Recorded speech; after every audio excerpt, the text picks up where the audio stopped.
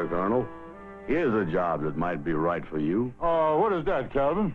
It's a outdoor work, good pay, start at the top. No, that air's a little misleading.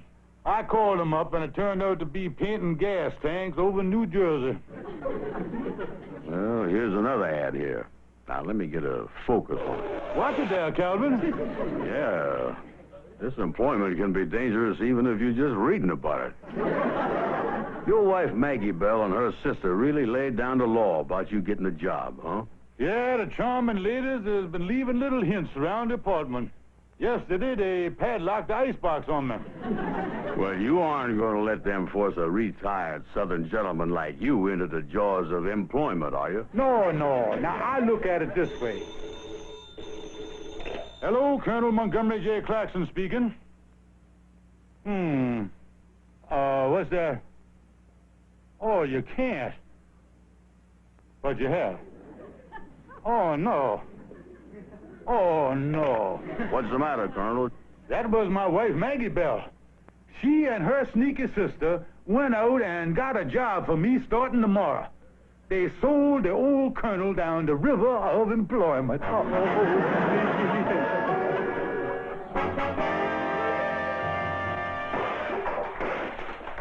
get out of this house and get to work, you loafer. Don't you scream at me. Don't you scream at me not to scream at you. Don't you scream at my sister while she's screaming at you. Don't you scream at me while I'm screaming at my wife. Quiet! Help! Driving trucks and delivering television sets is beneath my dignity as a Southern gentleman. Ha!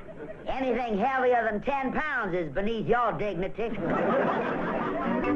Morning, ma'am. You lose this job, Montgomery, and out you go for good. We'll throw you out lock, stock, and mandolin. You can't threaten Colonel Montgomery J. Claxton.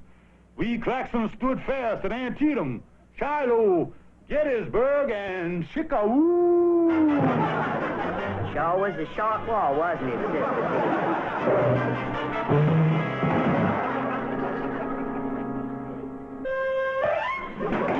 That shook loose a thought from the old Colonel Cerebellum here. I ought to get someone to lift them heavy television sets for me. Someone with a strong back and a weak mind. Huh. How you like that? I describe my good friend Calvin Burnside.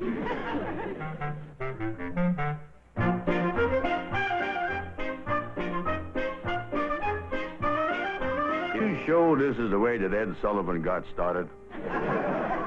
Sure. Now let's get moving here, boy. Look out there. Watch it there.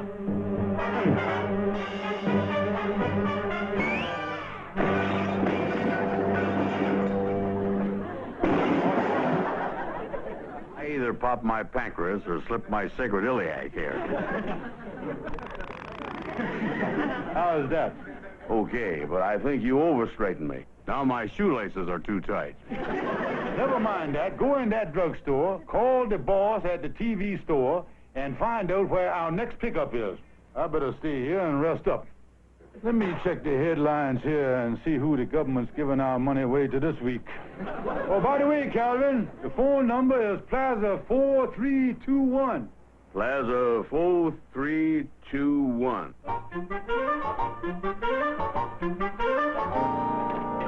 Plaza 4321. Harold's Television Service. I'm calling for Colonel Claxton. Is that you, you big dummy? No, sir. This is his friend. I'm a different big dummy. The colonel wants to know where the next pickup is. I got a set to be picked up over at 1431 Riverside Drive, Apartment E. Tell him to get right on it. Roger. Wilco. Over and out.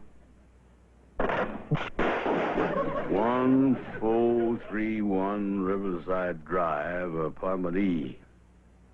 I wish I had a pencil. I think I can remember that. 1431 Riverside Drive, Apartment E. Why, Calvin Burnside, how are you?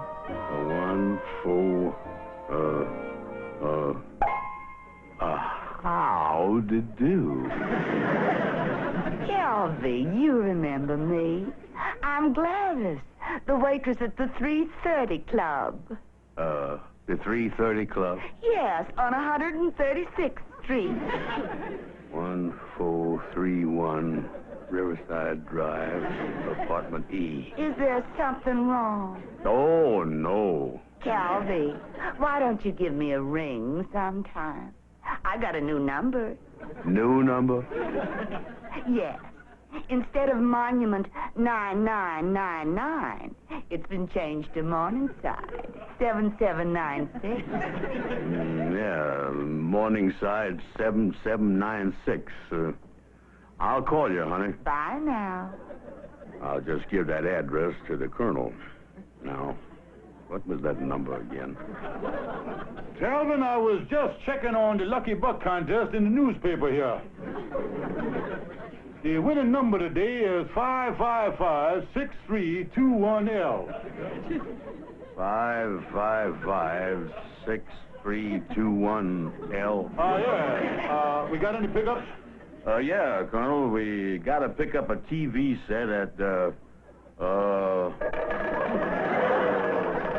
9999 Morningside Drive, apartment L. You sure you got that right, Calvin? Of course I have. I memorized it right after I ran into that little chick from the 1431 Club.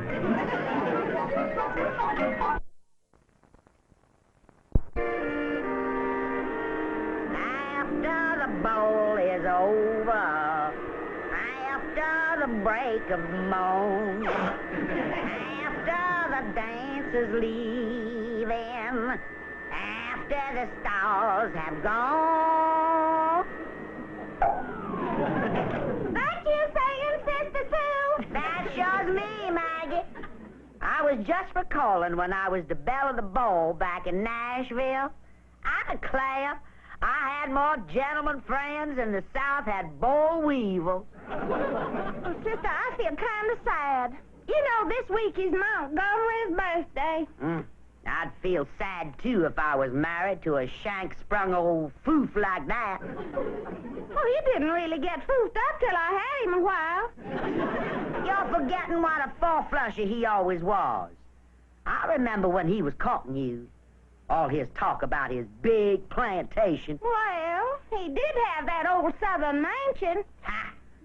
That's the first old southern mansion I ever saw where there's smoked hams in the living room. I still think I ought to get him something for his birthday. I just know he's gonna do all right on this television job. Don't you believe it, Maggie Bell? Ha! He'll find a way to get himself fired before the week's out.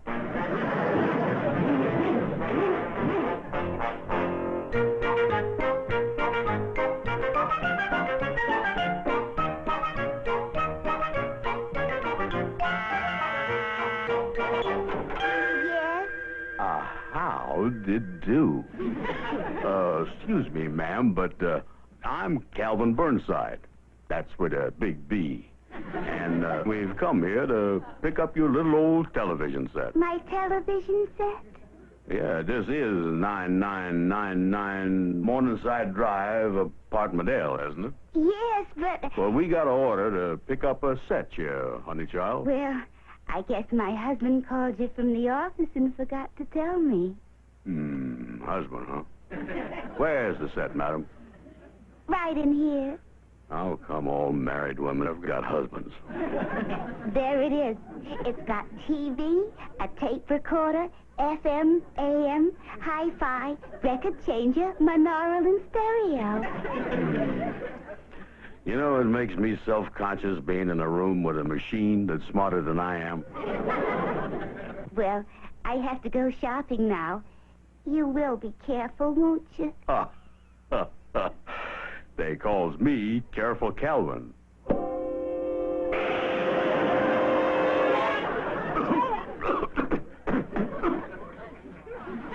Don't worry about a thing, lady. Ah, nice-looking gal there, Calvin. Yeah, she looks like a toothpaste tube that's been squeezed in all the right places. Never mind that. You get a grip on the set there, and I'll be right with you. Well, I knew television was getting pretty crummy, but I didn't know it had sunk this low. Get out of here.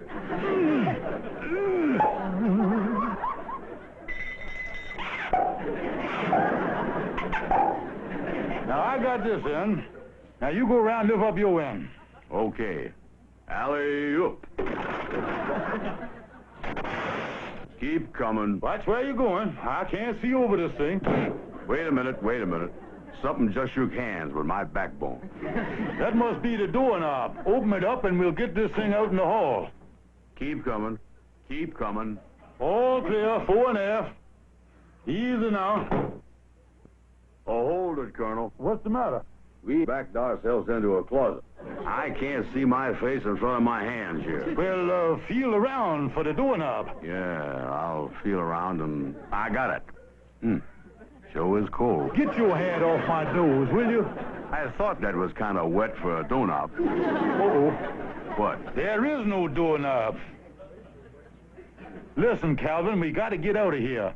Now, stand aside, dummy. I'm going to get a running start at that door. 1, 2. I just found 3. doorknob.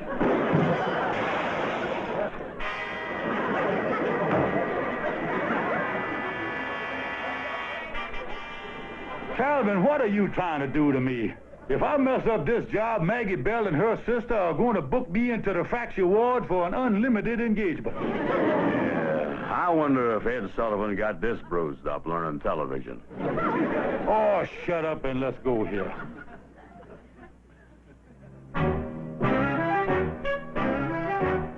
All right, keep coming. I'll keep coming. I'll hold it.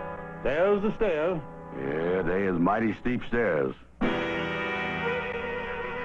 It's going to take us a long time to get this big set down that Grand Canyon. Nothing to it, Calvin.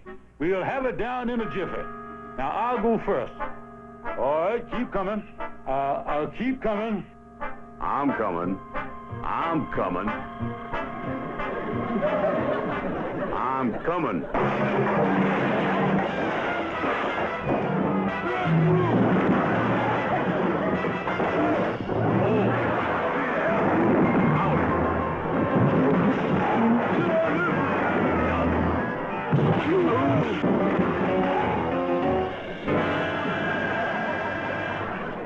You know, Colonel, it didn't take us as long to get down here as I thought it would. You big dummy, look at that pile of junk. Yeah, that is the loosest TV set I've ever seen. I don't think Mr. Harold's gonna like this. Now listen, it was a legitimate accident. He's got insurance, and if we play our cards right, we might even get workman's compensation out of this mess. I'll go fool Mr. Harold and tell him what happened. Yeah, and in the meantime, what should I tell the woman if she comes back? Don't tell her nothing, Calvin. Just act dumb. Yeah. Well, if I puts my mind to it, I think I can act reasonably stupid.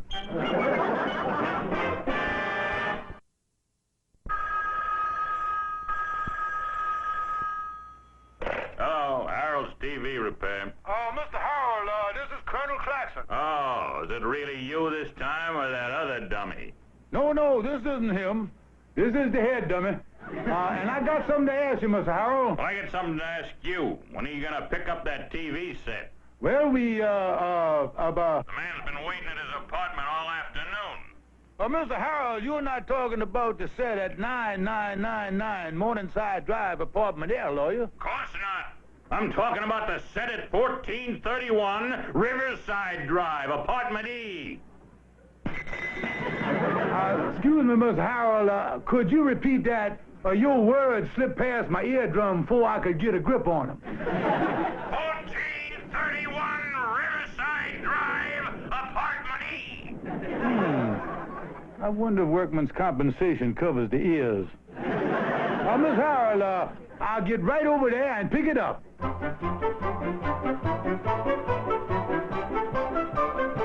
Now, how you like that? Calvin and me picked up the wrong set.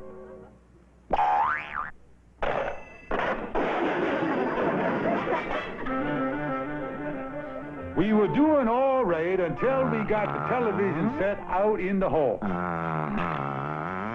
And then... watch it there, Oliver. You practically hung yourself into a fractured skull.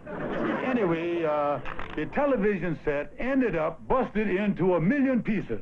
As your counselor, I can only advise you to do what any law-abiding, intelligent, substantial member of the community would do. What is that? Hide out till the whole thing blows over. Yeah, that's fine, but Calvin is waiting over there with the busted set. He don't know what's happened. Oh, I dare say by the time they book him, he'll realize that his digital extremities have been gripping the burlap. Huh? That the boob's been left holding the bag.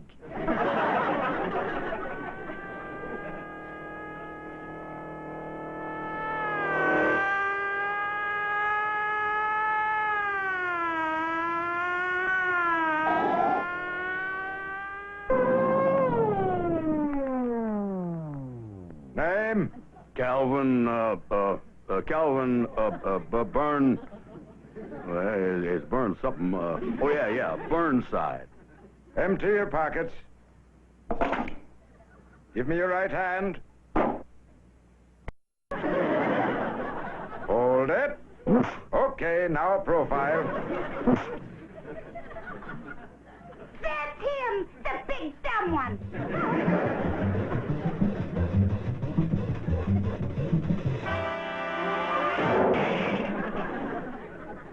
I got a rough idea something's gone wrong. I'm going to kill that colonel.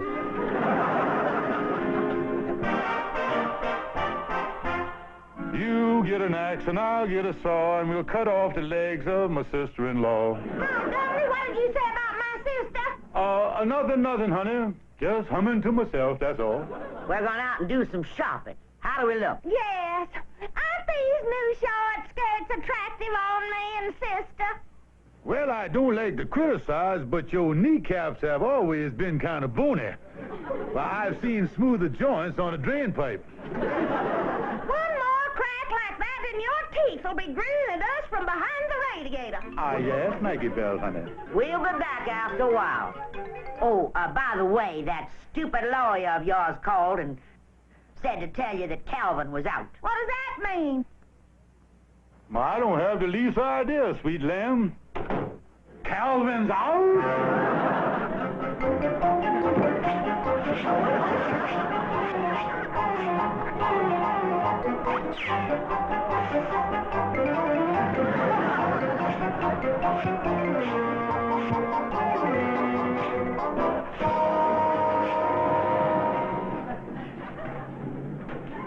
Don't just stand there, dummy. Give me a hand. If that big, stupid Calvin ever got in here, he'd turn me into Colonel Burgers.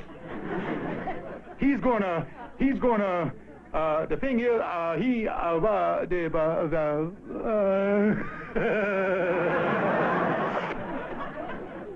Are you in there, Colonel? Montgomery, I'm really going to work on that face of yours. I'm going to close everything that's open and open everything that's closed. You certainly are thorough, aren't you? Listen, I had to pay that woman $300 for the TV set before that judge sprung me out of that iron motel. And I'm taking it out of your hide. Wait a minute. You wouldn't hit a man with a bad liver, would you? You haven't got a bad liver. Oh, no? I had one for lunch. Oh.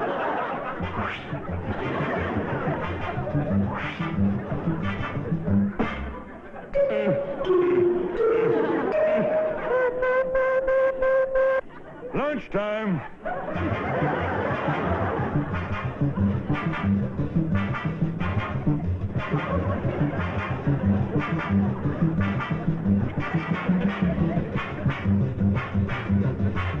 All right. Go ahead.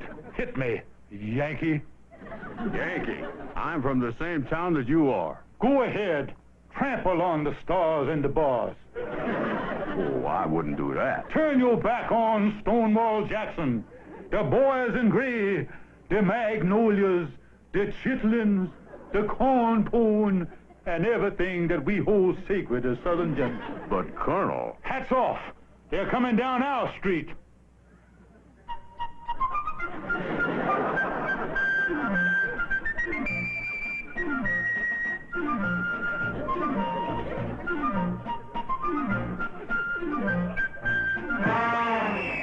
Look at him go there. That Civil War sure comes in handy, doesn't it?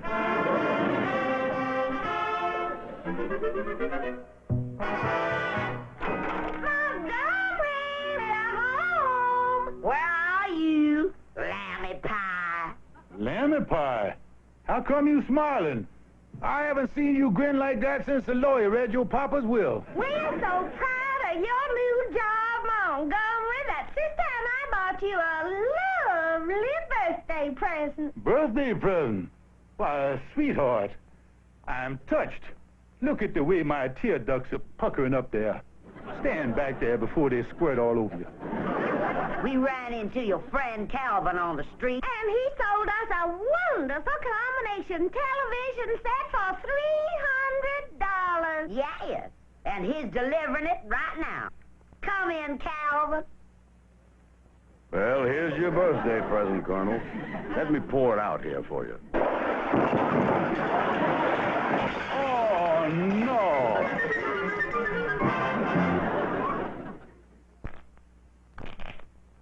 Hey, Colonel, here's a good job in the paper. Deckhand wanted on municipal yacht.